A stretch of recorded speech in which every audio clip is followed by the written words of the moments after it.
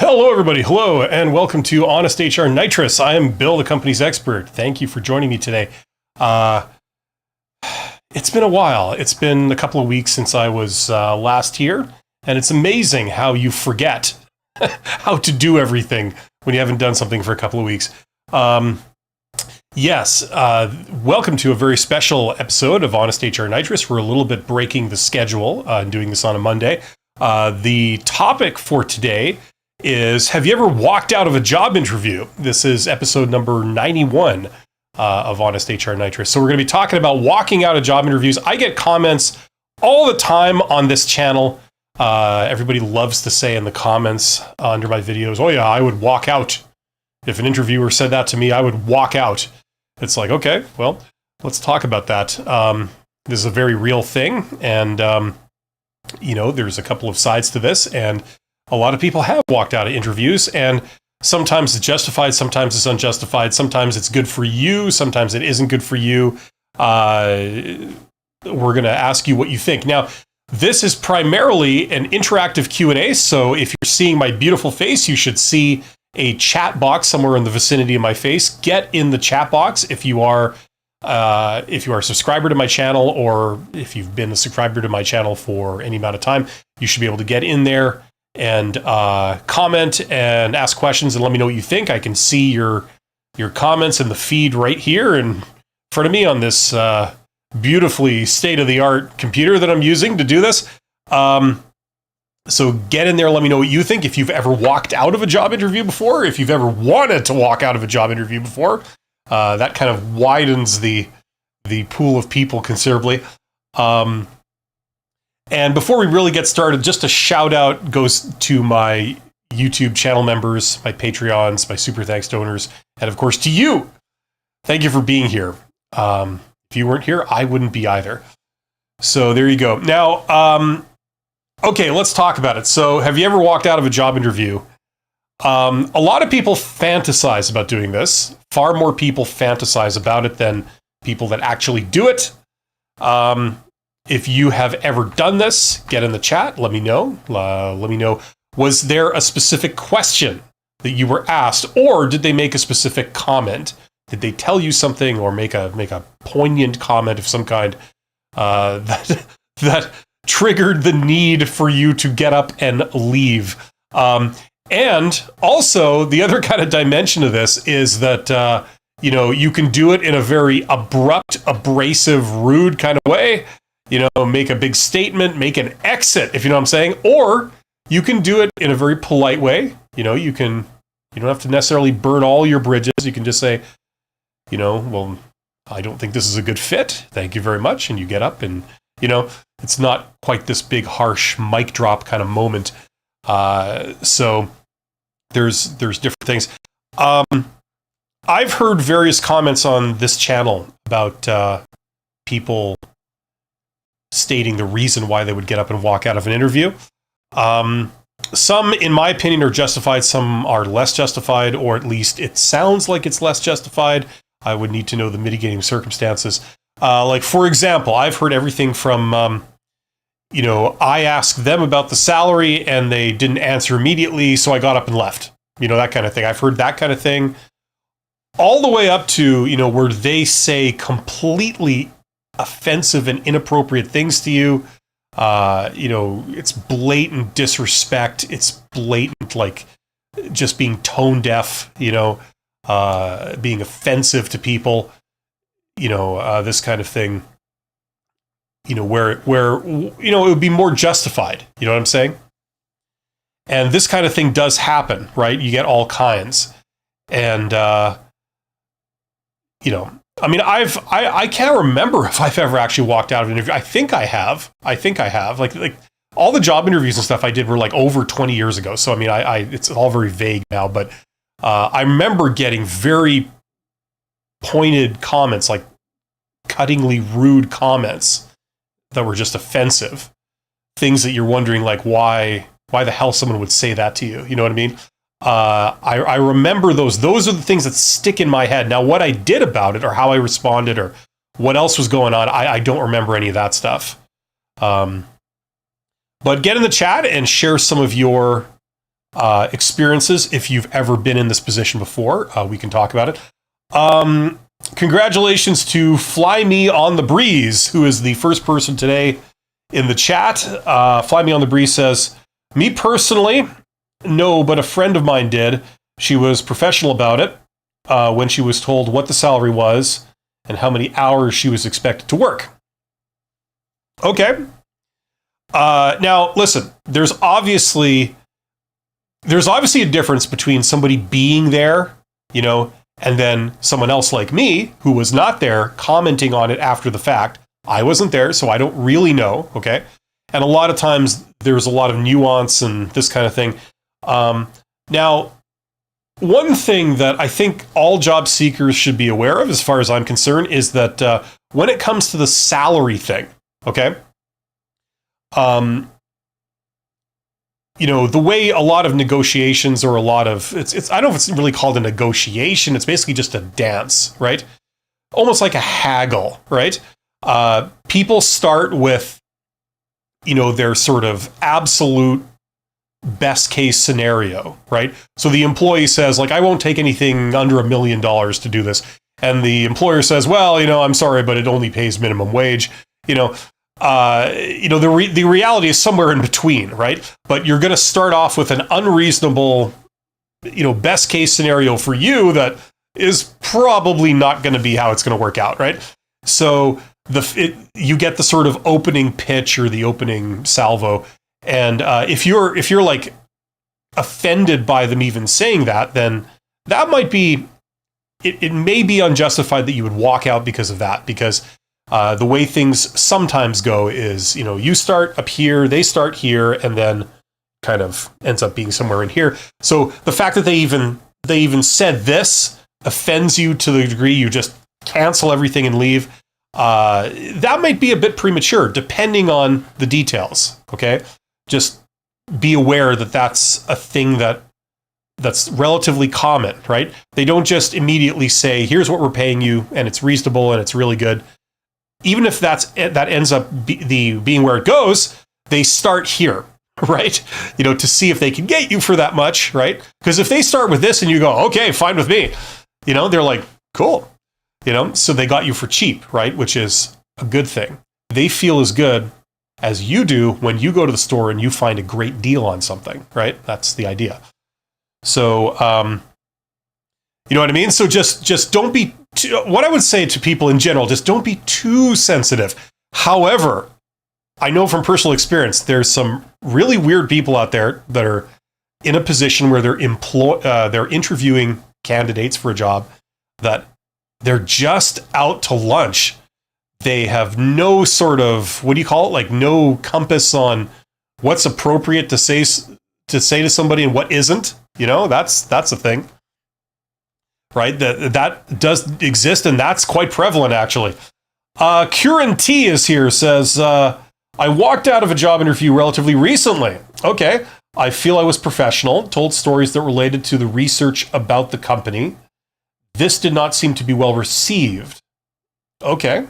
Well, so far it sounds justified. The fact that you did it professionally is also good. Right? In the sense that, you're not burning bridges necessarily. It could have been a lot worse. But once again, it depends. There's all kinds of reasons you would have for walking out of an interview. For example, the principle where, the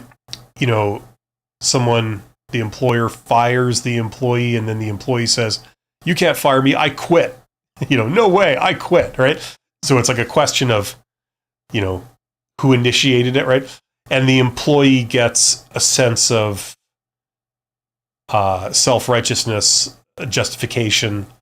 They walk out of it with their dignity, with their self-esteem, because they feel like, oh no, I haven't been manipulated. They didn't fire me. I quit, right? That kind of thing. So there's an element also of, if you can tell that it's just this is not going well, they're not going to pick you. I know some people have solidified this by saying, okay, well, I'm sorry, I withdraw my application. I'm not interested. Thank you very much.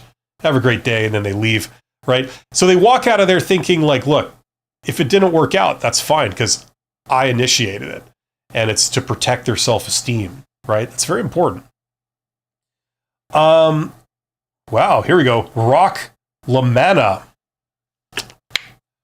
says, I was proud to resign after a 90-day grace period to a woman company. What's a woman company?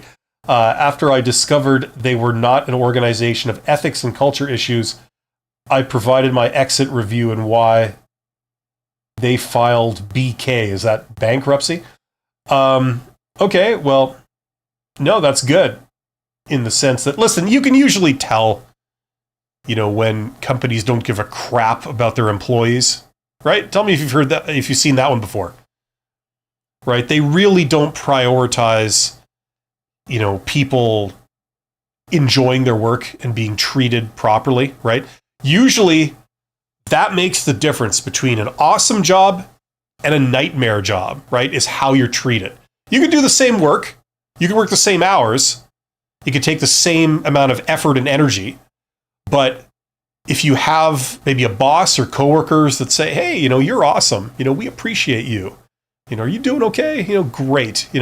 That kind of you get that kind of thing on a daily basis, right? It can be an amazing job.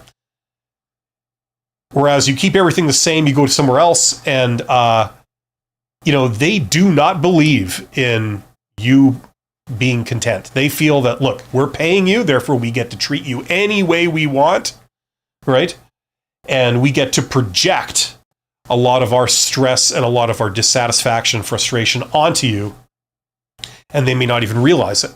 It's not that it's necessarily nasty, it's just that they don't even realize it. They're just bad at managing people, right? Kieran T says, one of the members of the panel who would be my supervisor answered my end of interview questions unprofessionally, and his expectations of his staff set alarms. Yeah, this is the thing, you go to a job interview, and usually, the job interview itself, that's where you and this potential boss of yours, like the hiring manager, that's where you're going to be your most formal, your most professional, your most guarded, right? So if in a job interview, they can't treat you with respect, you know what I mean? What's it going to be like when you're working for that person? It's usually a lot worse, not better, right? Usually the mask comes off, the guard goes down, and you see the real person, right? So if they can't even keep it cordial or respectful during a job interview, that's a real red flag. What's far more common is, the job interview goes okay. You think these people are fine, but then you end up working for them, and that's when you realize that they're a bunch of psychopaths and sadists and idiots, right? Kieran T says, one that stood out was saying communication is a two-way street, and he expects his employees to come to him with their problems, but that he also expects them to handle their responsibilities. Yeah, that's a lovely double standard to start with. It's a seeming contradiction. That could work if you did it right, but that also really does seem like a contradiction. I want you to come to me with your problems, but I expect you to handle your problems yourself. That kind of thing. It's like, what? Now, how do you say this? Avgonima 1? I'm sorry, I'm terrible at pronouncing names. It's been my lifelong bane of my business career too.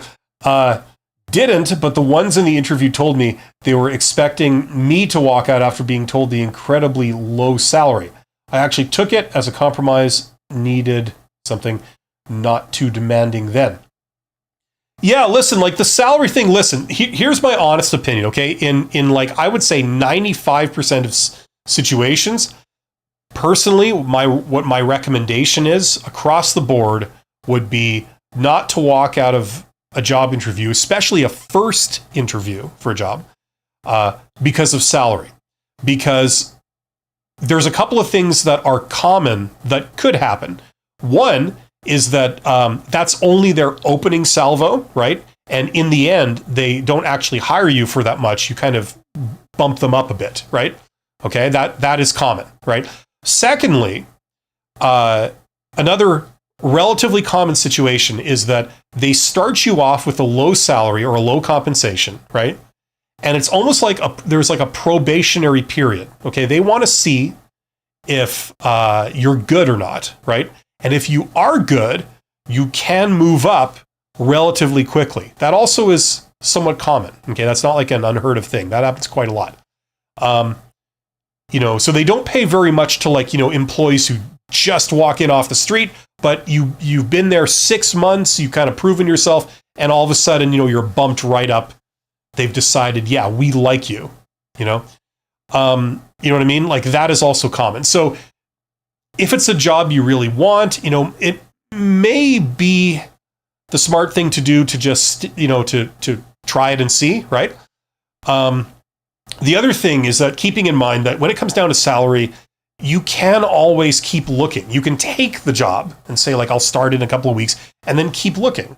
And if something better comes along, great. It's almost like continuing your job search, but while you're working instead of while you're unemployed, right? So that is a thing, okay? My default position would not be to recommend to people to get up and, this interview's over, just because their opening salary, number or something was really low.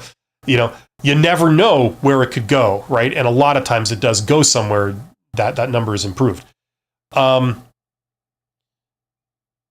Now, there are exceptions, okay? But I'm just saying, just as a general sort of thing. Okay, where do we leave off here? Kieran T. Exactly. So I thanked the panel for their time, but I did not think this person's management style aligned with my expectations for a work environment. Yeah, okay, that makes sense. Bear Razor says, the we're family is a huge red flag. Oh, we're family, yeah. You've heard that before? Oh yeah, we're all family here, right? Which means I get to treat you like family. I get to not have any kind of firewall with what I say to you. The brain to mouth firewall is turned off, right? And I expect loyalty no matter how shabbily I treat you, right? That's kind of family, right? Okay, we're family is a huge red flag. Also, I'm on the autistic spectrum, so interviews are really difficult for me. Bear Razor, listen, just so you know, technically, I'm on the autism spectrum myself, but I mean, I never say that. I don't play that card because for me, that's silly, but listen, it just means like I'm an introvert and an engineer type. You know what I mean? There's a lot of people like us in the world, and the thing you got to remember is that this stuff, it's a learned skill like anything else. Okay, you're not just instantly good at it. It would be like beating yourself up because you're not just instantly good at playing the piano when you sit down at a piano for the first time in your life. Okay, other people might be. They might be born with that hardwiring, but a lot of people aren't, and it's a skill you just have to learn. You're perfectly capable of learning it. You just have to have all the principles spelled out to you, and you have to internalize them, and then you have to go and practice, right? So with a little bit of practice and a little bit of effort, like, first of all, having a respect for it and a desire, you can go kick ass, even if you're on the spectrum, okay? And you can do this as well as some of the pros if you really work at it. You learn all the principles, you learn what to do, and then you practice doing it. Okay, so I wish you the best of luck in that if that's where you want to go. My close personal friend Avganim1 says, once this company took over by another company, so they were tooken, that kind of thing. They were took over by another company. It was worse. On day 2, I was shouted at for not having worked for free over the weekend, which I did, but didn't call colleague for access to a DB. Yeah, it sounds like a nightmare. It sounds like another kind of exploitive sort of situation where they throw everyone into this, into this fire, and some people leave and others stay and take it, and that's why they do it, because they end up with a group of employees who stay and take it. They allow themselves to be mistreated and exploited, and that's how the company benefits from it. It continues. Need to add, there are companies that promise they will raise your salary later, but they never have a real plan to do it, but drag on people on promises forever and never back up their words. Absolutely. And this was a thing. This happened on a, just so you know, you probably don't care, but I'm going to tell you anyway. You feel free to turn me off, I guess. This happened on a massive scale in the 80s. Okay, just so you know, it's like lifetimes ago, where a lot of people were promised things like pensions, you know, like they give you a pension, something that young people do not give a crap about, right? Because like your pension, that happens when you're old, you know, like you care about that when you're old. But the idea was like, think about it. An employer giving you a pension, that implies that they care about you long term, right? They're going to take care of you. You know, a lot of companies in the West operated kind of like Japanese companies still do today, which is, you know, employers feel like a sort of parental kind of responsibility toward their employees, where they take care of them. And in return, the employees feel a kind of loyalty to their employer. They don't jump ship. They don't, you know, take other jobs for a slightly higher pay, you know, things like this. That was broken in the West in the 80s, because in the 70s you got, you know, that happening like it had always happened. And then in the 80s, all of a sudden, because of economic conditions stuff, companies broke that. And a lot of employees felt burned. You know, they were promised this, they were promised that, and it didn't happen. So, and I've collided with that head on. Like I've seen that. I've walked into situations like that, where the entire workforce, like they were the last people hired in a seniority system, and every year more people were hired. So they got hired. They started at the bottom of the seniority system, and then they realized that what they weren't told is the company's not going to be hiring any more people for 15 years. So you're hired on, and you spend 15 years as the most junior person there. So everybody else gets first dibs on the vacation and the days off and the shifts and all that kind of stuff, you know, and so you feel burned, right? So there was many things like that. That happened on a massive scale in the 80s. And since then, the culture of employment in the West has kind of shifted. There's no loyalty to employers really anymore, and companies don't feel any kind of loyalty to their employees anymore, right? So it's basically everybody's out for themselves. Everybody's acting purely in their own interests, and you should too. Because that's how your employer is going to regard you. They're not going to have any loyalty to you. And therefore, any promises they make, like that you might want to rely on, you should take with a grain of salt, right? Kieran T says, "Oh, I'm on the spectrum too." Yeah, I know. We're like a brotherhood / sisterhood kind of thing. No, it's great. You know, there are a lot more people on the spectrum than you would think. Joshua says, "Hi, Bill. Had an interview that went really well. Congratulations, Joshua. That's great to hear. The administrator was confident she was moving me on to interview with her partners. Last Thursday was exactly a week I had my interview." Okay, and I think I know where this is going, but we'll see. Yeah, you know, one of the things that's also a sort of constant in life, you know, one is born, one gets lied to by recruiters, one dies, you know, that kind of thing, is recruiter communication. Joshua says, "And have not heard from them. Still waiting to hear back from them. I have a feeling the reason I may not have heard from them has to do with salary expectations. I wasn't expecting to discuss that at the initial stage. Also, this wasn't published in the job ad." Listen, Joshua, like I hate to break this to you, okay? But this is how it works, okay? Here's how it works. If they want to talk to you, like if they call you and say, like, we want to talk to you, you think, great, awesome. You want to talk to me? I'll talk to you, right?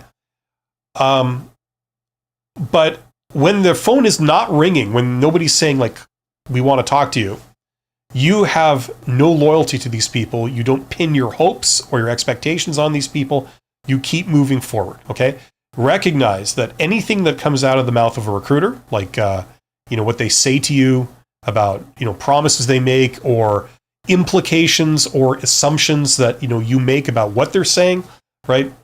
It doesn't amount to anything. They'll say whatever they have to say, whatever pleasantries they'll have to say to minimize the awkwardness of that particular communication they're doing, no matter how disingenuous it is. Okay, it's one of the worst forms of business communication. You think it's not genuine talking to a salesperson? Well, recruiters are one level above that. Okay, no offense. There's some great recruiters out there, but there's a hell of a lot of bad ones. And one common thing is that they shy away from any kind of negative thing they have to say. That's what you can expect. Now, that's not everyone. Some of the ones really give it to you straight. Those are the ones that are even worse, right? But never trust anything they say. If they make promises or anything like that, just in the back of your mind, just think, I'll believe it when I see it. If you call me back, then great, But that's how you have to regard this. Don't pin your hopes to anything that a recruiter says or any kind of employer says until you have a signed deal. Okay? Now, it's not all bad.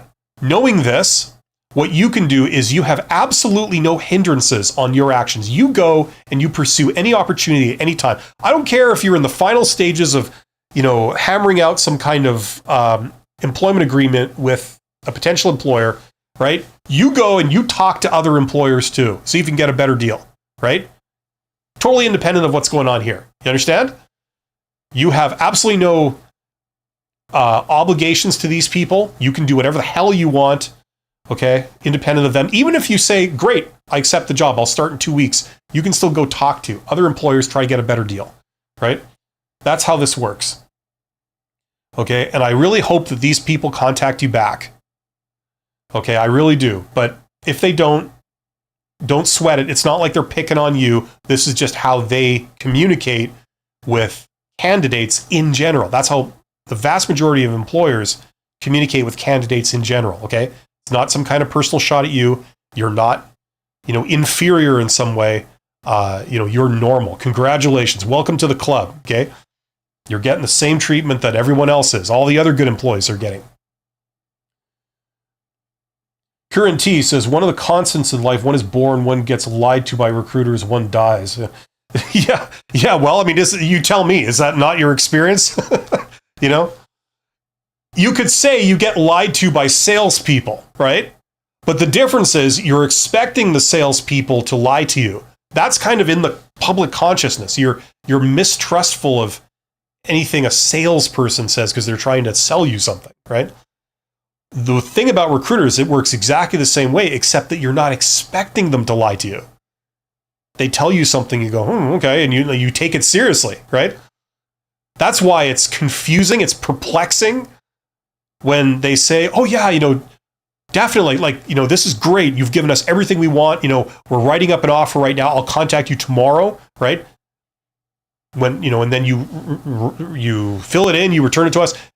They don't contact you tomorrow. You never hear from them again, It's like you're not expecting them to treat you like this. It's very disrespectful, and you're absolutely right. But this is the reality, right?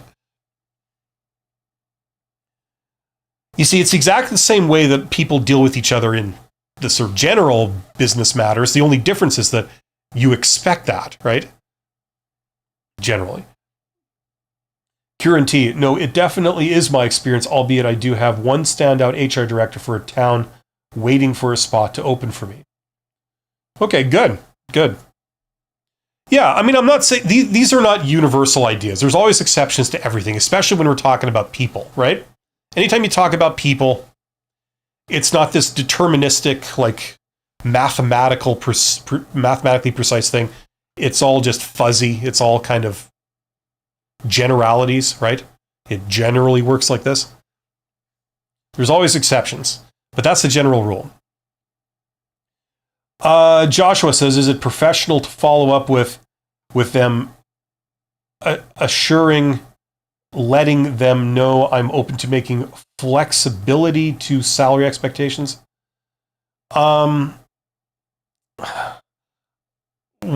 I'm having a little bit of problems understanding that, but what I think you're saying is like, is it professional for me to follow up with them to say that I'm flexible on the salary? Yeah, it's not unprofessional. It might not be the best thing in terms of a negotiating tactic, but it's not unprofessional to do that. See, the thing is, generally speaking, good people cost money. You know what I mean? Like talented people cost money. There's a market price for these things. If you have skills that you can do, it's worth something, or else they wouldn't really be skills, would they? You know what I'm saying? So employers will always try and devalue your skills. They'll try and convince you that you're not valuable so that they can offer you a low amount of money, low compensation, and you'll take it and you'll feel lucky to get it, right? That's what they want. They want you to feel like, wow, I'm not worth anything much. So if they offer me this little amount of money, I should be happy to take it. Thank you. That's what they want you to feel like. So they're going to try and convince you of that, all things being equal, right? And a talented employee, they're not arrogant about it, but they're saying like, well, I have an idea of kind of what I'm worth and what people are paying for that, which is, not necessarily the same thing depending on how you interpret this. I have an idea of what people are paying for this, okay, and what people have paid me in the past. So therefore, what I'm worth based on what I can get, and I also know what value I can bring to you. I know that you make your money on this, not just doing a thing, producing a product, but producing it efficiently. Well, I can bring efficiency to that. It's worth money to you. So it's valuable, and it's going to cost you. Current T says it's been a lot of HR not following up before finding success recently, a lot of which is thanks to your advice and practice. Well, thank you, Current T. I'm glad that some of what I say is helpful. Yeah, there are 22 people here. Thank you for being here, by the way. If you want to go deeper, and if you're feeling confused about like how to get a job and where the jobs are and how to interview and how to apply and all this kind of stuff, or you want to learn the real gold mine of how to get a job, which is how to network, right? Check out that course right there. That'll set you straight. The number one source of value, certainly for this, especially for younger people, is learning how to do things like direct outreach. That can open up a tremendous amount of opportunities for pretty much almost everybody. So if you're not doing that, if you're just limiting yourself to applying for posted jobs, you're missing where 80% of the jobs are. Now, don't take my word for any of this. Go and do your own independent research. Go see that this is true. And if you're curious about learning how to break in and making those jobs discoverable and available to you, and someone painting a path of how to get them for you, check out that course. Yeah, so there's 24 people here. So we were talking, the topic of this live stream is, have you ever walked out of a job interview? We don't necessarily have to talk about that. If you have a question, you could ask your question in the chat, and I will respond to it. But if you've ever walked out of an interview, or you have ever wanted to walk out of an interview, let's talk about it. This is something that doesn't get talked about enough, and the thing is that there are a lot of employers out there. There's a lot of interviewers out there, whether they're recruiters or hiring managers or other people, that they just have a screw loose. And unfortunately, you had the misfortune of encountering them, and they were inflicted upon you. They disrespected you. They accused you. They said all kinds of idiotic things. They might have given off all kinds of red flags and misrepresented their employer, or done such a terrible job of making you want to work for that employer, right? There's a lot of those people, because a lot of people don't know how to talk to other people. Their communication skills are terrible, terrible. Either they're completely tone deaf as to, what's an appropriate thing to say to someone or not, in this situation, or they're just They're playing some kind of game. They're trying to manipulate you. They're trying to manage you. You love that term? They're trying to manage you, make you, convince you of something, make you feel a certain way so that you will change your behavior. You will accept a job for a low amount of pay that you might not have taken if you had been thinking about it more clearly. This kind of thing. There's a lot of those type of people out there, right? Usually they're the gatekeepers for the really crappy jobs, right? Usually you find those people when you go through you go through trying to get hired by looking at posted jobs. That's usually where you find those people. It's not exclusively where you find them, but there's a lot of them there, right? The job is not very desirable. It's not very good, as evidenced by the fact that a lot of times is evidenced by the fact they posted it, right? They have nobody that wants that job, so they have to post it.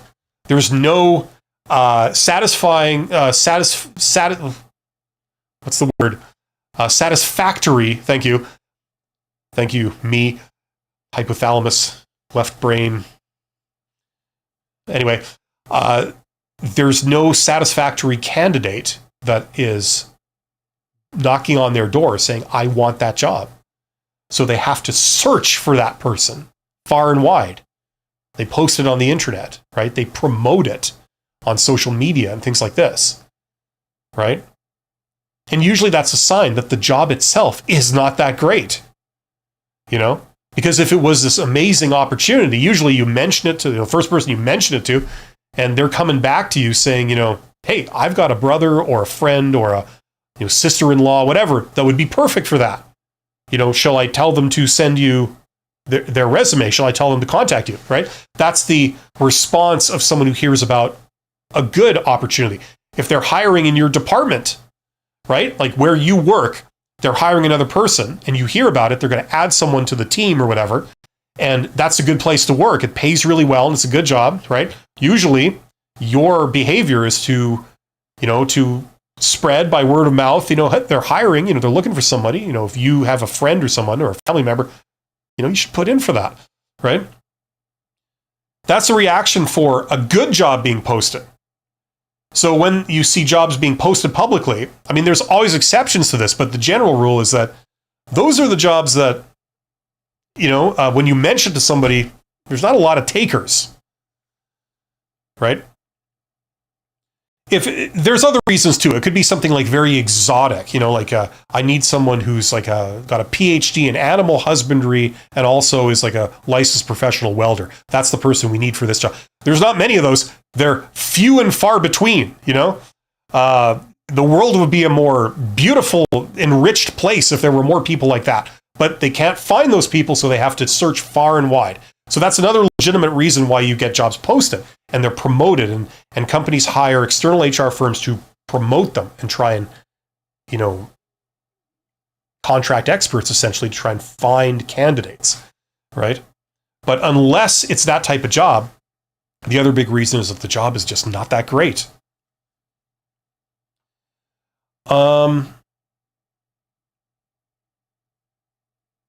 Once again, my partner in crime, Avganim1 says, thanks for all your honesty. Keep coming with these infos. They are very useful. Well, thank you. Thank you. And I even got that kind of thing, right? Sisterhood. Subhajit says, good morning, sir. Good morning, Subhajit. You wake up, right? And it's time to have your cup of coffee. You're in India, so it'd probably be a cup of tea, right? And start the day. And we got another one of these. Right on. Thank you for joining us, Subhajit. There are 28 people here. Get in the chat. If you are a subscriber to my channel for any amount of time, you should be able to get in the chat and let it fly. You know what I'm saying? Let us know what you think. The main topic today is, have you ever walked out of a job interview? So if you have some thoughts on that, if you ever wanted to, or you've ever done it, share your story and we'll talk about it. Because if you've been in this situation, I can guarantee you that many, many other people, many thousands of people have been in that situation too. Subhajit says, I am perfect network engineer after a long time. You're a perfect network engineer. That's awesome, and very humble too. That's like a superhero. You know, you just kind of like what I can do is I can just do that, and it'll be like P, for perfect. You can look at me and just assume that I'm some kind of superhero with the prefix perfect. Perfect man. Perfect network engineer man. That kind of thing. Subhajit says, always feel happy listening to your advice. It's always helpful. Well, thank you so much. You're very kind. I appreciate it. If you have any questions or you'd like to talk about a specific thing, please let me know. Because I'm just here monologuing unless someone gives me a thing to respond to or asks a question. I'm just filling dead air. Okay, so let me know if you have any questions. I'm here to answer questions.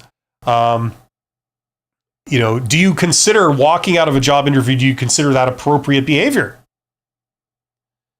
Right? Have you ever done it? Is it something that someone would really have to rile you? Someone would really have to provoke you for you to do?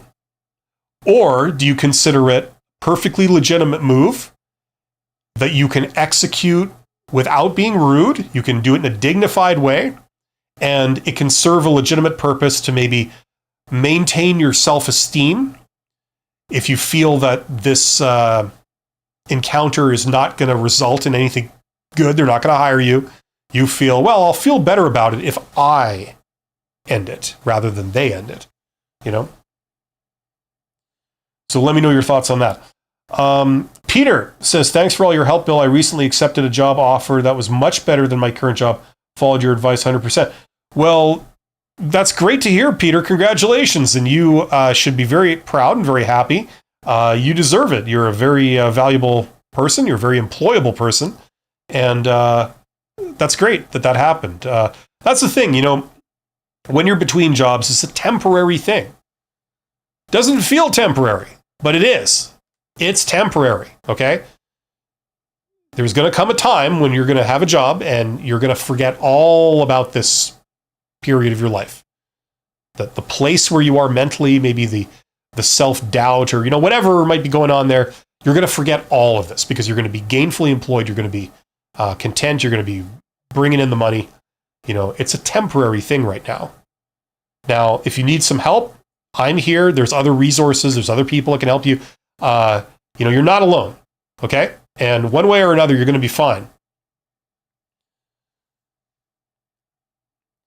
So congratulations to Peter. That's great news. And thank you for sharing also. Kieran T says, I will say I used to think I had to stay in job interviews because it would be rude to do that. Not only that, but I was concerned that these people I'm walking out on know other people I'd want to work for. In short, they have a network too, and I was worried about being blacklisted even if the way I walked out was polite.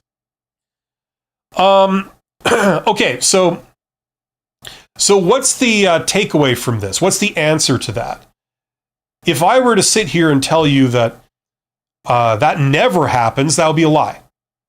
But if I were to sit here and tell you that, that happens like most of the time, that would also be a lie, right? It does happen, but personally, just as a general thing, I wouldn't worry about that, okay? Unless there's some specific detail of some specific instance that you know about, I wouldn't worry about it too much. Now, the thing is, if you are concerned about that, you certainly can do it in a professional way. You could say, listen, I thank you very much for the opportunity and for telling me all about it. Certainly sounds intriguing, and I'm sure it is a great opportunity for someone that you're describing that you have in mind. Unfortunately, to me, it's very clear that that person isn't me. So I'm going to withdraw my application for it, and I'm going to terminate this meeting right now. But listen, I do appreciate you taking the chance on me, and I wish you all the best in being able to fill this role. Thank you, and have a great day. Something like that.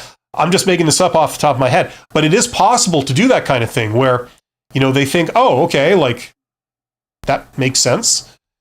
It kind of sucks that this didn't work out, but I certainly understand that, and you're being very professional about it. You know what I mean? And then you shake their hand, and it's as much as possible a sort of professional, friendly kind of thing. You don't look like visibly upset or angry or, anything like that if you can help it. It's not always possible, especially if you're on the spectrum, right? We were talking about that earlier.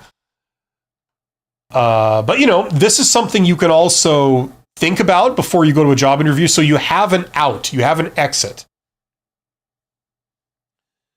Okay.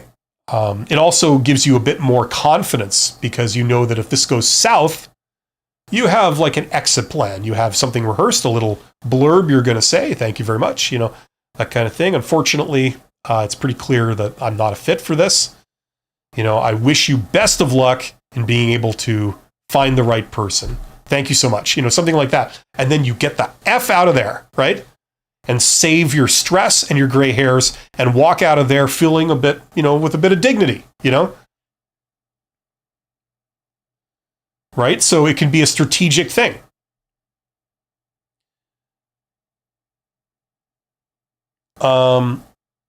Digital Dream Disc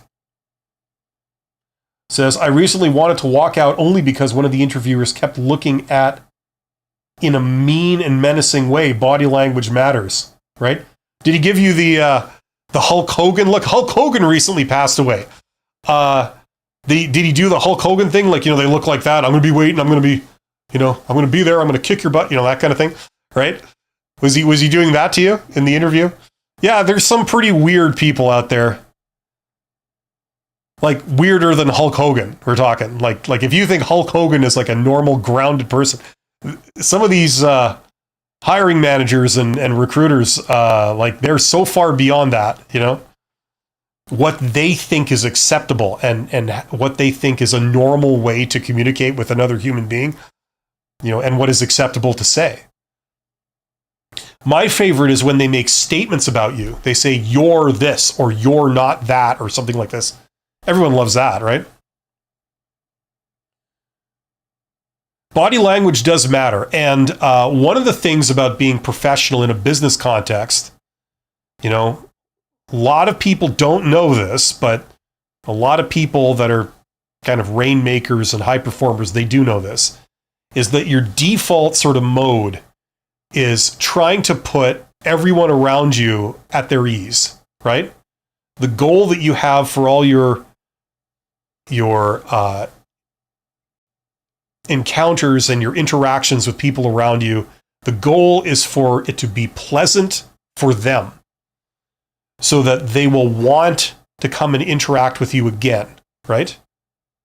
That is what professional, very capable people do. And that's why you see a lot of people, not always, but a lot of times you see people at the executive level and up, they all have this, right? Okay, now there are wild exceptions to that, yes, but as a general rule. Because if every time you have to deal with that person, say you have to call them up, or say you have to meet with them, or you have to discuss something with them, you go away thinking, God, I just hate that person. I want to kick their butt. It's very hard to keep my cool when I have to deal with them because, I would love to never have to deal with them ever again. If that's the reaction that someone has on everyone that they speak with or have dealings with them, they will not be successful in business. People will not want to hire you. People will not want to partner with you. They will not want to include you. You know what I'm saying? They will not give you opportunities. So the standard way of behaving in business for successful people is basically anyone who has to interact with you, you want them to go away thinking, wow, that was fun. That was awesome. I love that person. I'm sad that's over. I would like to deal with them again. Because if you put that out there, that's where opportunities come to you by default, right? And there are people out there interviewing candidates for jobs that, this is the furthest thing from their mind. They think the opposite. They think, okay, my importance comes from, my effect on the people around me. And if they all fear me and they all avoid me, that must mean I'm very important and I'm powerful, right? And that's how they get their kicks. It's like a self-reinforcing thing. They also might be deluded into thinking things like this. If people enjoy dealing with me, then they'll come to me for help and give me more work. And I don't want them to give me even more work, so I will be as off-putting as I can so that people won't involve me, won't include me, and won't give me extra things to do, right? Ever thought like that? That works in the short term. It kills you in the long term. So don't fall into that trap, by the way. Okay, where do we leave off here? Okay, my buddy there, I can never say this right. There's obviously a trick to it. Avgonima1 says, what do you say about tech jobs where the employer hires a recruiter to do selection? Was usually 1 in 4 or a quarter in a narrow selection. Have a feeling sometimes they just interview me for not being able to skip. Going through recruiters is a terrible way to get a job. That's why it's certainly not the most popular way that people get hired. You can go ask Google, go ask ChatGPT. You can see that, right? Most people don't get hired by going through recruiters. It's like a public auction in a way. Like if you want to buy something, the worst thing you can do in the end, the last sort of bastion of like if you just need to get the transaction happening is to put it up for auction, because if to bid on something in an auction, because you will never get a good deal. It'll always be like the person that pays the lowest rock bottom price gets it, right? And that's kind of like when you fill a position by going through a recruiter. It's a position that's either very undesirable, it's not paying very much at all, it's hard to find people for it, right? Okay, so you're talking about tech jobs or a recruiter. Now, I have a video coming out. I've talked about this in the past, but I have a video coming out. People in tech jobs, engineer types, and I can talk about them, by the way, because I have an engineering degree. I can talk about engineers all I like. And I've also dealt with a lot of engineers over the years. Like as a manager or something, hiring engineering companies and things to do various work. So I can talk about them. I'm not naming names, but here's the thing. People in tech, generally speaking, their social skills are terrible. Terrible, okay? They're very off-putting, and it's not because they're not smart enough to do this stuff. They're damn smart. They're very bright people.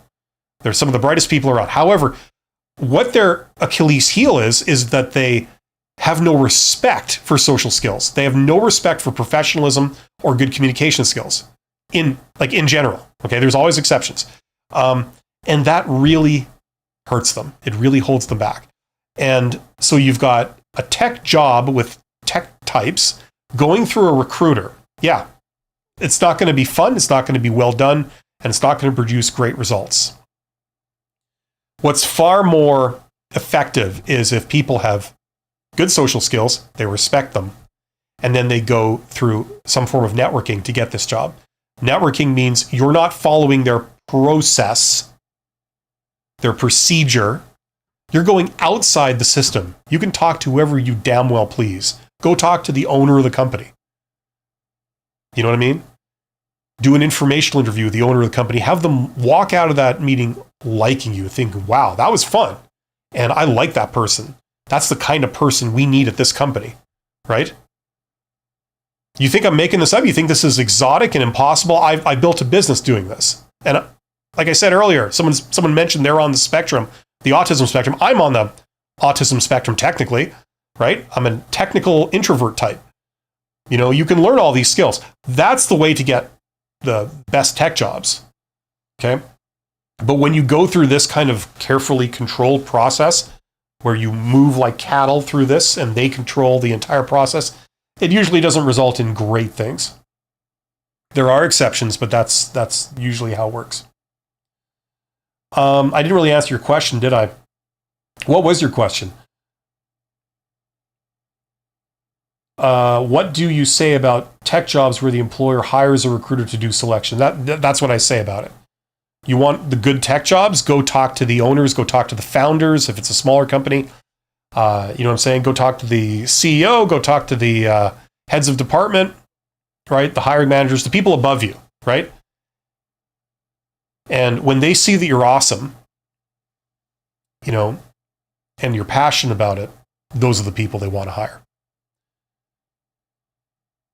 Just having tech jobs, that's great. But you know what? There's a lot of people out there that have the technical chops, right? It's a lot of people. What's the tiebreaker? The tiebreaker is the social skills. What do you like to work with? Are you fun to work with?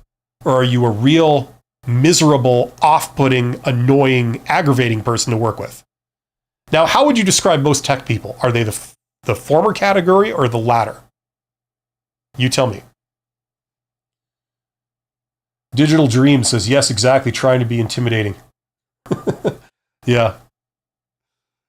That's awesome. Yeah, that's Hulk Hogan's legacy. That's all I remember. I just remember watching some of those wrestling things, or technically other people in my family watching those wrestling things like decades ago and then seeing it and going, interesting. Masking. It's exhausting. Yeah, it is. You got to put on that mask, got to put on that game face. You know, try to pretend that you're confident and self-assured when you're not, because you're between jobs and, you know, your self-esteem is just hanging by a thread. Try to pretend that you're really into their company and their job, which you're not, but you need money. It's a mask.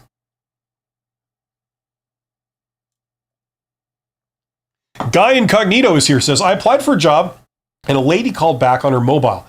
Or her mobile, if you're from the US. I could only make out a good fit for us, strengths, weaknesses. I was honest and said I couldn't hear.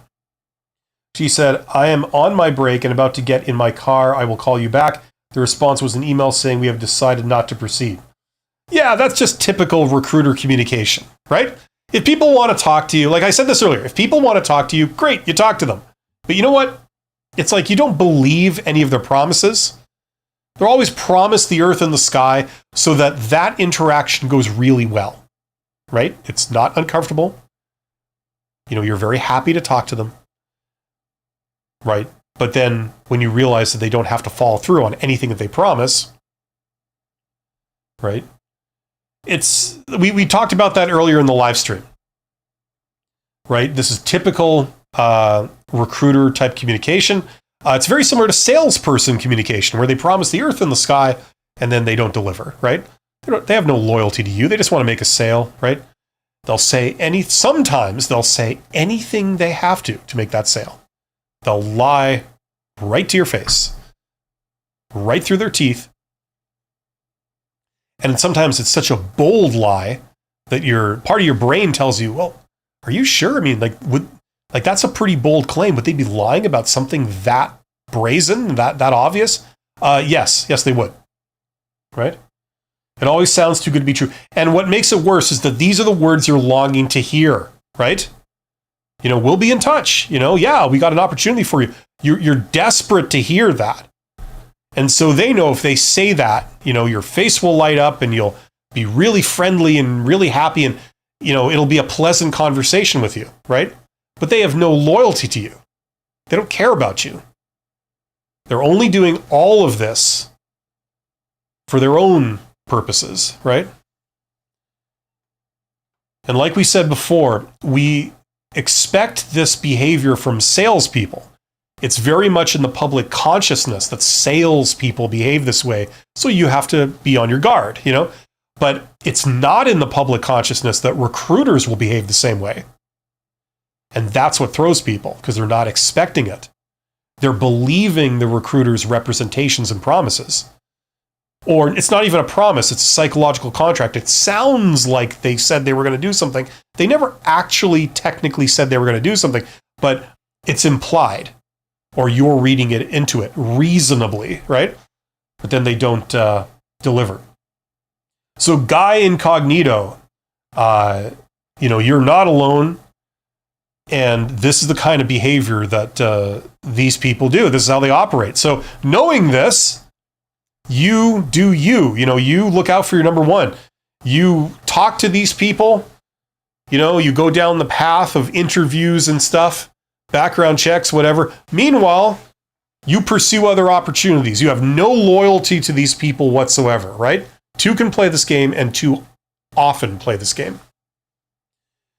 Avgonima1 says, I was talking to a guy. Okay, Atasaka says, greetings from Turkey, dude. Right on. I was reading about Turkey the other day. There was some of the ancient cities there. There was Antioch on one side of Turkey, and then there was Ephesus on the other side of Turkey, right? Maybe my geography and my geopolitical thing is not really up to speed, but I do know the capital is Ankara, right? Or at least it used to be like 30, 40 years ago when I learned this stuff. Yeah, we got to create a new dance. It's a new dance craze. It's called the geopolitical bop. Adasaka says, what would be the single most important characteristic that an employee should have in tech? Okay. I'm assuming in tech that you have the technical skills, the technical chops, okay? That's kind of a prerequisite, right? So beyond that, the single biggest trait or characteristic would be having good social skills, okay? In particular, high-level social skills, not just you're able to speak so people can hear you. That's like a low-level thing. Making eye contact with people when you talk to them, right? That's a low-level thing, right? A high-level thing, for example, is understanding that the goal of every interaction you have with someone, like I mentioned earlier, is for them to walk away from that interaction at the end. When it's over, they think, wow, that was fun. I'm kind of sad that's over. I enjoy dealing with that person. I like that person, right? That's the ultimate goal of, any interaction you would have in business, right? So as an employee with your employer, as an employee with another employee, like that kind of stuff. So even if you're delivering bad news, even if you have to meet with somebody to give an update on something or to see if you can do something, and the answer is no, you can't, the goal is still for them to walk away thinking, wow, that was easy and fun, and I like that person. You know what I mean? Like there's a way to say, no, I can't do this for you, in such a way that you don't get the other person's emotions involved. They get upset. And they regard it as like a personal kind of, you got some kind of personal problem with me. It's like, no, listen, I would love to do this. And trust me, I've tried to figure out a way to do this. The problem is, this is what it looks like from my side. I've got this constraint, that constraint. Now, if you can come up with a way for me to do this for you, but also satisfy this constraint, I'm all ears, But as it stands right now, I can't think of a way to make it happen. So unfortunately, I don't think I can do this. Like something like that, I'm very sorry. You know what I mean? Like there's a way to say no that the person can walk away going, okay, that makes sense. And I still like that person, So if you're a tech person, a lot of tech people, they're really tone deaf to this kind of stuff. Like there's a lot of exceptions, but that's the general rule. And I can say this, I was/am a tech person, and I've worked with a lot of tech people, and the communication takes a noticeable sharp turn south when you got to deal with engineer types and tech people. They're blunt. They, don't care about respecting people, or they don't, they'll just say things, So the single biggest thing that you can do is work on those skills. Make people want to work with you. Make people enjoy working with you. Enjoy including you in discussions or whatever, Even if you don't agree with them, even if the answer is no, you still do it in a way that they respect you and they understand, and it wasn't a chore. You know what I mean? Maybe the answer is no to their request, but they learned something important, about it. So they still valued what you had to say, that kind of thing. Okay, it's hard. It takes an effort, but that's why tech people usually don't focus on this stuff, because it's hard, But then they also whine and complain about how the good opportunities don't come their way, right?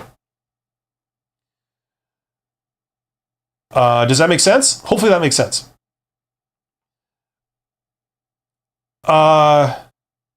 Okay, Avganima1 says, tech job, made it to one of the four, like a 1/4. They were hesitating to make a decision. Recruiter forced them to decide. I was the best in interview, so they put an offer, got CEO's approval for it. We didn't touch on the vacation. Had a personal situation, medical, that I wanted to have the option of being able to take 1 to 2 vacation days on a short notice. Recruiter said to ask, result, another interview.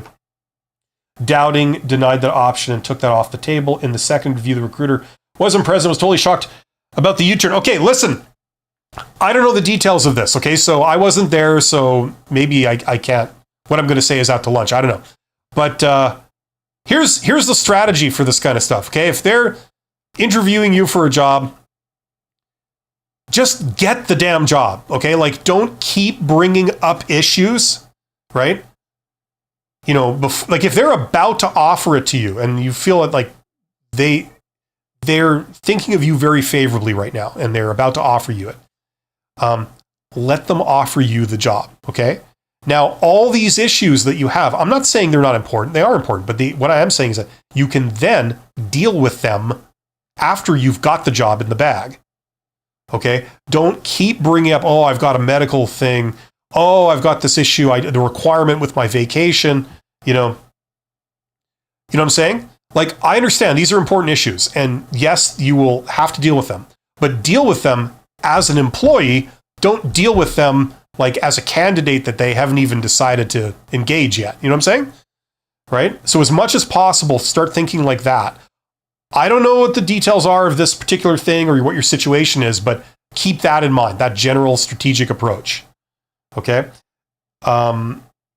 It's very easy in an interview to tell somebody, listen, that's just too much baggage, too much wants, wills, and needs. I think we'll just pick someone else instead, right?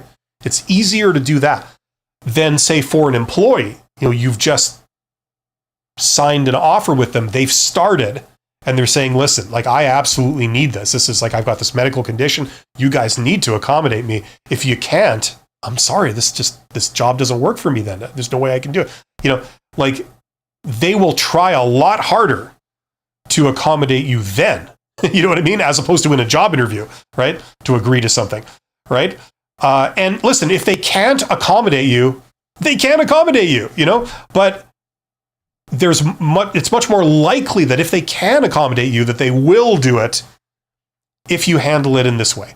Yes, it's a little bit more of an effort on your part, but there's a much higher likelihood that they will hire you and they will accommodate your requirements, right? So that's what it's for. So that's what I'd recommend. Okay. There's a lot of people, especially tech types. We're talking about tech types today, I guess. A lot of tech types will unnecessarily introduce issues into the interview process. They'll say, like, listen, I just want to make sure that you understand that, I need this and this and this and this and this, right? They'll bring that. You didn't need to bring up any of that stuff in the interview, right? They were about to hire you. But then you said, I just want everyone to, full disclosure, I need this and I need that, and I won't do this and I won't do that. You can do that once you get hired. That's how I would handle it. Okay.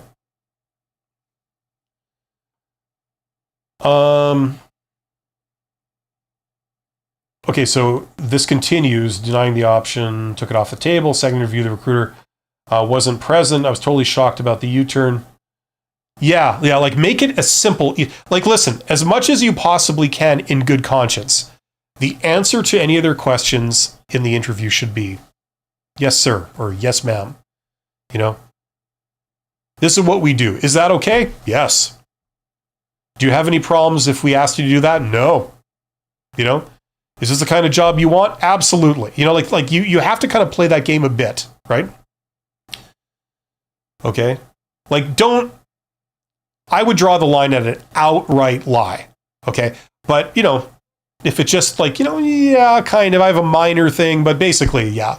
If that's how you feel, then the answer is yes. It's an enthusiastic yes. you've got to handle it like that, okay?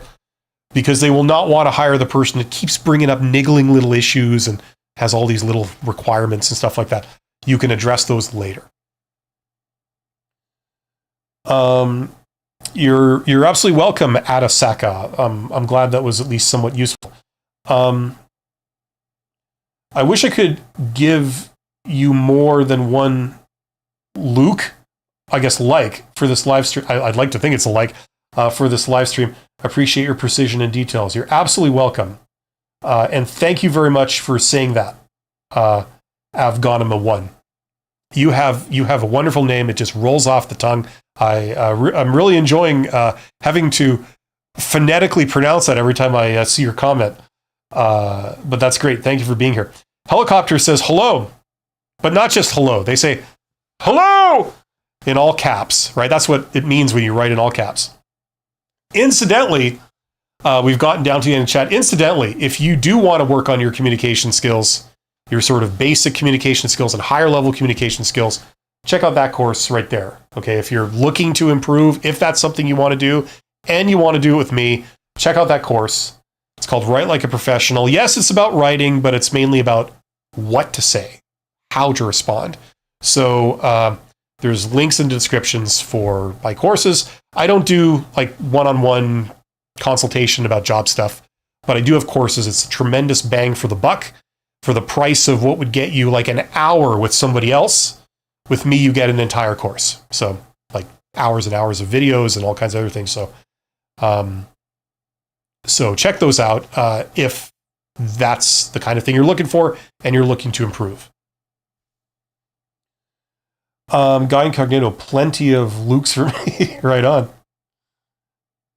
That's, you see, if this was London and we were in the East End of London, England, like in the UK, you know, that Cockney thing, they would turn it into like an expression. So Luke Skywalker. So like sounds like is miswritten as Luke as in Skywalker. So you say that would get a Skywalker from me. You know, that's how they would then weave that into their vernacular, right? They would say, "Oh, give it a Skywalker," you know, and it's like people have no clue what they're talking about, but that's how they do it. Like right, you know, give it a Butcher's, right? Like what? Butcher's hook. Look, give it a look. Give it a look-see. Tell me what you think. Give it a Butcher's. You know, it's English, but they've managed to find a new and exciting way for it to be completely incomprehensible. You know, that's interesting. That shows talent. I like people like that. Yeah, get in the chat. There are 22 people here. Thank you for being here. You guys are awesome. If you are between jobs now, first of all, I want you to know you're not alone and you're highly valuable, highly employable. It's just a matter of, figuring out how this stuff works. And if you can emerge from this, having learned a few, new skills, like maybe better communication skills, better networking skills, that would be a win for you. It would totally be worth it. And you also should know that this period when you're between jobs is temporary. It doesn't feel temporary, but it is.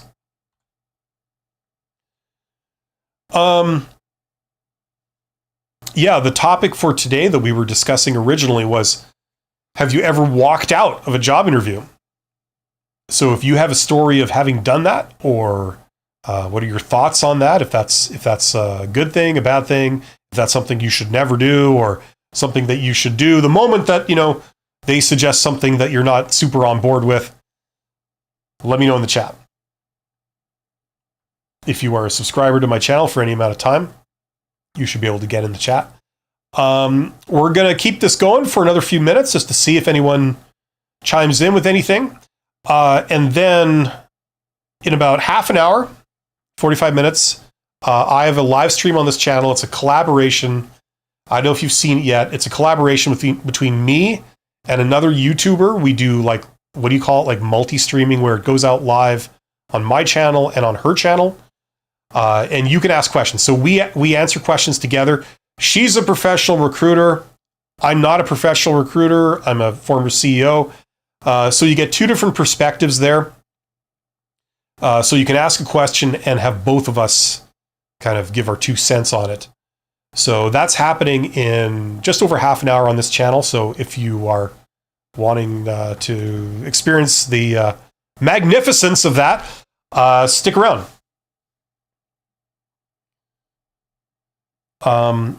Ep.91 says you've mastered the name. It's the name of a village on a Greek island. Selected it for rarity. Ah, okay.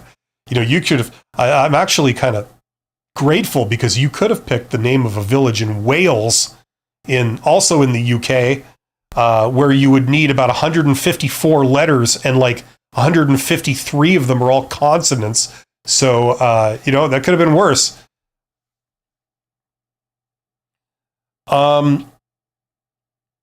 Yeah, get in the chat if you have any questions or comments. Sort of last chance. Check out my courses if you're looking to get hired, if you don't know what to do, you don't understand how this stuff works, or if you're just tired of the game of applying to posted jobs, right? And it's just not really working for you. It's not going anywhere fast. Check out that course, okay? Learn about direct outreach, learn about informational interviews, learn about things you can do that will open up a lot of opportunities for you. Mehmet is here. Mehmet says, hi, Bill. I bought your Get Hired course. Does phone calls or Microsoft Team meetings could work better if coffee meeting is not an option? By the way, I highly recommend people to buy the course. Oh, well, thank you, Mehmet. And beautiful timing, too. I was just sort of plugging it. Well, listen, if what you're saying is that, a face-to-face meeting is not an option, like let's say it's somebody in another city or something like that, like you physically can't go there, then yes, phone calls or like a video call can be a substitute. It's a poor substitute, but it is a substitute, okay? You see, when someone comes and meets with you, especially if you're like, you're in like a neutral third-party location, like a Starbucks, you could easily talk to that person for an hour and a half. That's not unreasonable, right? And it's hard to just end it, just on a whim, right? Whereas a phone call is different. When was the last time you had an hour and a half phone call with somebody? Like, yeah, you could do it, but it's not as common because there are practical differences between talking to someone face to face and talking to someone on the phone, right? So you see, it's not quite the same thing. It is a poor substitute for it. So that's why I would not even consider like those kinds of things, for like a sort of direct outreach or an informational interview. I would not even consider them unless it's like absolutely impossible that you could meet with them, right? And if you're asking this because the other person is not really enthusiastic about meeting you in person and, maybe they'll agree to a phone call. Once again, that kind of fails the test. If they're not enthusiastic about meeting you, they don't care, then it's probably not going to result in anything great. You know what I'm saying? They have to want to do this. You know what I mean? So if that is just not there, then it's just not there. And like, let's admit that and let's move on. You know what I mean? The goal is not to just talk to anybody. The goal is to talk to people that's going to lead to something, right? So that's why I say what I've said. Does that make sense? That's the principle behind it. Like the thing is, for networking and stuff, the goal is not to like force yourself on people. That's people who have never done networking. They might assume that's what it's about, because you see like salespeople, they go like door to door and stuff. You do see that type of sales, the hard sell. They like knock on your door. Would you like to do this? Kind of thing, and then they like talk in an unbroken thing, because the moment there's a pause, you might start talking and they fear you're going to say no, so they just go like that for like 5 minutes straight. And you're like, you can't actually get a word in, It's like, no, that's not what this is, right? This is about connecting with people that have a legitimate need for someone like you. They have a problem that can be solved by someone like you, right? So they want to talk to you. And then you explore, like, is this kind of a fit? Is this kind of something that shows promise or not? That's the idea. So hopefully that makes sense. But thank you for the timely mention of my course I was just talking about. Avganima 1 says, did you notice, is there an Avganima 2 or 3? Like, why 1? Maybe that name was already taken. That's my bet, right? With a name like that. Did you notice that there are 23 people watching you and you got 24 looks, meaning we all love the stream? Well, I can't see the likes. I can see the number of people, but it's delayed by like a couple of minutes. So, well, that's good. That's good. If I was better at this, then I could get, thousands of people on here. But,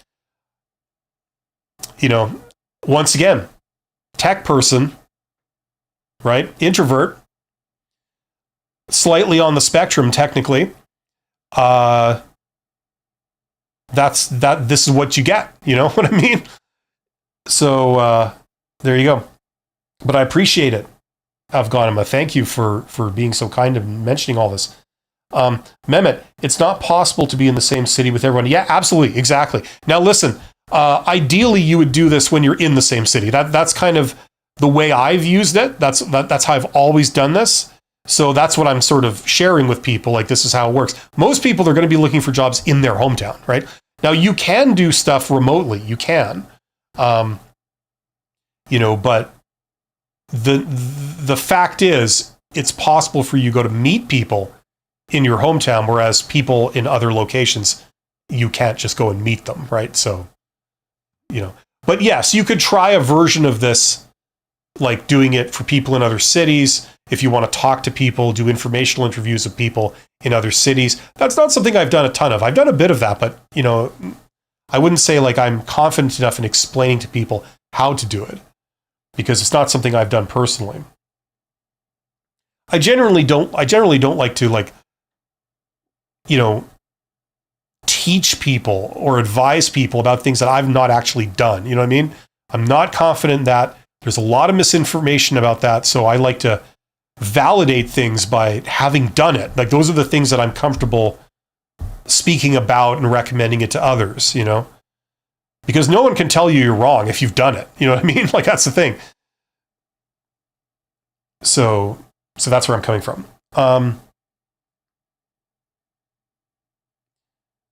Afghanima 1 says, I have bad experience with video interviews. A company specifically, insisted on doing a video interview despite their office literally being in the next meeting from my apartment. The feeling was weird. I have a feeling they recorded and later watched it in a group. No hire. Next building. Yeah, listen, that's what, you see, when recruiters are involved, when it's when you're dealing with people below the executive level, this is how they operate. They want to do everything, purely for their advantage. So the next step in this kind of stupid way of hiring that they're trying to force is people doing job interviews over a website where you're not interviewing with a person. You're interviewing with an AI or with, like just a website form, essentially. You're recording a video of yourself answering different questions, right? And they love this because then they don't have to watch all the videos. They can just watch one. Within 2 minutes, they decide, no, we're not going to hire this person. So then they don't have to, sit through an hour of interaction with that person, right? If you would come down to a job interview in person, they do an hour-long interview with you or whatever, and they have to deal with you. It's less efficient for them, right? So they're trying to push this. This is kind of the next stage of dehumanizing this process. And you're really getting to the point where a lot of talented people that are in demand are just saying no. They're pushing back. They're like, no, I'm not doing that. Look, I'm in demand. I'm not subjecting myself to this undignified process. If you want to talk to me, let's talk. If you don't want to talk to me, then screw off. It's like, what are we doing? So, they're really pushing it with this, right? That's why it's very successful when you go outside of that system. Because in the world of business, you can talk to whomever you want, and the way it works is that at the executive level and up, it's bad for business if you have this policy of like, no, I don't want to talk to you. I don't know who you are. Goodbye. How'd you get this number? That is very bad for business. That could be an institutional client that wants to partner with you. That could be someone else that wants to do a joint venture with you. That could be a government regulator or a journalist that wants to like do a story about you or do an inquiry into you. When you behave like that, it is bad, right? So those people are generally open. You say, hey, I'd very much like to speak with you about this. Could you spare me, half an hour of your time? Like if you know what to say and you present yourself professionally, the default response is sure, come on in. That's the kind of thing that's in this course, by the way. If you're wanting to learn how that stuff works and what to do, check out that course. Link in the description. Okay, I have to sign off soon, so let's get the last couple of questions. Mehmet says, and one more thing. You said saying you are a student is safe if we can, but also don't ask for a job first, but being a student conveys unemployment and therefore job search. What do you think? Okay, well, you're mixing a couple of things together here. First of all,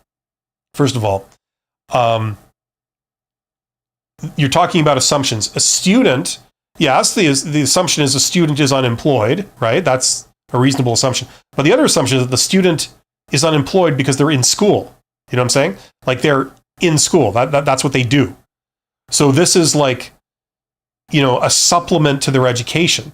And also, if you say you're a student, that also implies, or it's a reasonable assumption, that you haven't finished your education yet. You're still in progress, right? Or in process. So the idea is that like, if you say, if you're reaching out to like someone in a company or something, some executive or something, and you're saying like, I'd very much like to, ask you a couple of questions, get your expert advice on this industry. Would you be able to spare me half an hour of your time? You tell me, date, time, place of your convenience, and I'll be there. That kind of thing. And they see that you're a student. It's like, okay, so the assumption is that you're in school. You're not cruising for like a job. And also, most people wouldn't just operate on that assumption. They'd try to go and back it up. So if you're doing this over LinkedIn, they could like see, okay, what are you a student of? Like where are you at school? Where's your school? And this kind of thing. So they'd look up all that. They'd see, who is this person who wants to talk to me? It's a reasonable thing, right? And, if the student says, I want to talk to you about this, the assumption is that like, no, you're not some unemployed person that's going to hit me up for a job. Now, listen, like, it's not a matter of convincing you about this. Like, I've done this. I used to teach this in university, and I get my students to go out and do this kind of thing.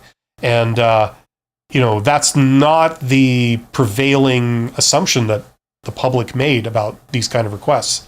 They assume the student is pretty benign. It's just a young person who wants to learn. They're in school for, say, engineering. They're wanting to talk to a professional engineer. Can I talk to you about your industry? Is that okay? Just get your expert opinion. A lot of professional engineers that are like, leading companies or leading departments within companies, they don't like suspect the student of doing anything underhanded. They think like, oh, okay, that's sure. I'll talk to a young person who is thinking about going into this profession, I think the other part of it too was, if you can say you're a student, like if it's legitimate, then you say you're a student, but you don't just say you're a student if you're not a student, right? I think that was part of it too. Yeah, like you said, if we can.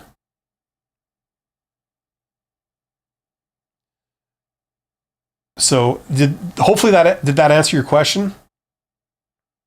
Yeah, like if you go and talk to somebody, you don't like ask for a job. Like exactly, like that's one of the worst things you can do, because if the person suspects you're trying to get something out of them, they won't do this.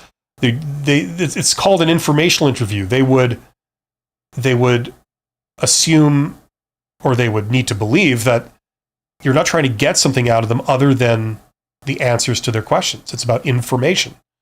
It's not about a job. Tong says, "Hey Bill, great to see you back. Hope you didn't go overboard on the whiskey during the break." Well, you know me, Tong. Once I hit the bottle, it's all over. No, I did not hit the whiskey. I think the last alcohol I drank was about 20 years ago, something like that. I started to have a little bit of a problem with that stuff when I was in my 20s. And I nipped it in the bud, shall we say.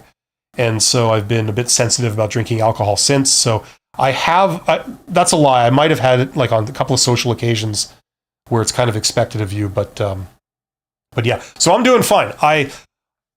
I took a couple of weeks to do something with my YouTube channel, do some upgrades. Long story short, I didn't actually do the upgrade. I got kind of sidetracked because of some other things. So, but I'm back and I'm doing some live streams at least twice a week for this week. We'll see if that turns into 3 times a week like it used to be. But at least for this week, it's just Monday and Wednesday. So, yeah. And it's good to see you back.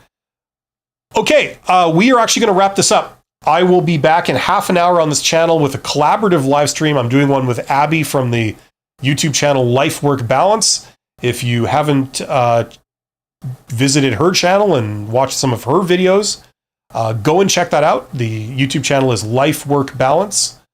And she's a professional recruiter. She talks about stuff similar to me. So that'll be happening in half an hour. Hope to see you guys there. Always remember, you're awesome. You're employable. If you're between jobs, it's temporary. And there's a lot of help and resources for you out there in the world. Take advantage of it, and good things will come. Thanks very much. I'll see you guys soon. Take care.